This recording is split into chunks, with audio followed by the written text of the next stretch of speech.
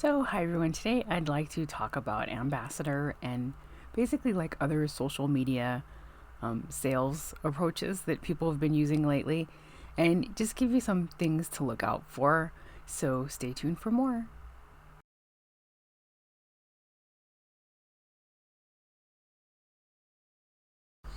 So, as we all know, social media platforms are used by many people across the world, and it's also some of the ways that brands connect with their customers or find new customers and all of that. So, I wanted to give you guys some ideas or just some tips on how to basically stay safe when you're approached by some of these brands like this. And this kind of goes back to March's post where I posted the video that asked, are brands contacting you via social media? And I'll link that here so you can go back to see those tips. And this was just a little bit more of an insight. So let's talk about ambassador requests for a minute. This is a topic that I've talked about a few times before already, so I'm trying not to make it so long-winded. But basically, when you have a company that approaches you, I've been having a lot of them myself lately for like the blue light blocking glasses. So they'll have all these people that claim to be associated with the company, and they just basically bombard your direct messaging or your email, whichever one they choose. And they send you repeated requests if you'd like to learn more about their product, if you'd like to be an ambassador. And it usually goes along the lines of, if you choose to be an ambassador, you can receive a product for a discount, or you get some sort of an ambassador code and you can share it with your friends or family. And if they place an order, you earn a commission.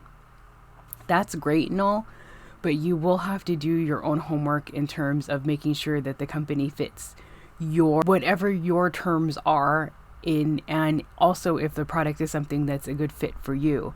If you're having a company, for instance, that's contacting you and wanting you to become an ambassador for their jewelry that is $100 and over, and you may not be very successful in selling it, that may not be something for you.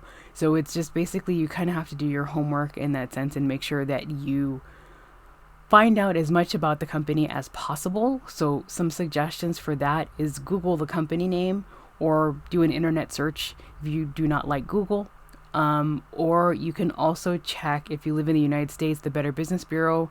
You can also check other websites such as Trustpilot or websites that offer customer reviews for particular websites.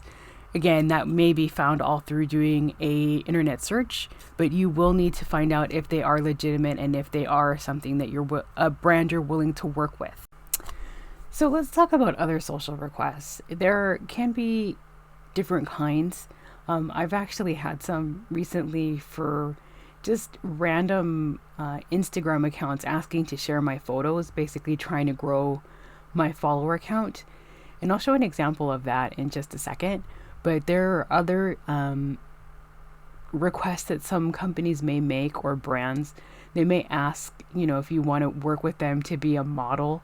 They may ask if you're interested in either becoming like an affiliate or, again, an ambassador for the brand. But basically, they're all the same. But what gets me about the ones exactly asking to reshare content, that one's kind of tricky because you really need to be careful with these types of accounts that reshare content that is yours. Even though they credit you and your account, you never know where your photos may end up depending on what type of photo you're sharing. So let me show you what I mean by the email request that I was sent. So I'll be right back. Share my content. And again, what gets me is that this company called Shade of Fashion didn't really list what photo they would like to reshare. It was just a generic, please contact us and we'll reshare one of your photos so you can gain more followers. And that's nice and all. And the Instagram account is legitimate. But what I also find odd is that they don't have a website. So if they claim that they're a personal blog and they're just resharing photos from other people, that's kind of where I wonder as well. Because most companies should have some sort of legitimate form to be able to contact them.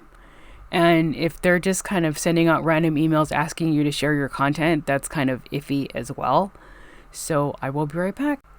So basically my final thoughts is if you are contacted via any form like email, direct message, etc. by a company requesting, an ambassadorship or working with you or sharing your photos, things like that, make sure you do all of your homework, because again, you never know if some of this stuff may be a scam. You also never know if some of your content might be stolen for use on another website or even a cloned Instagram account. So you really have, or other social media account.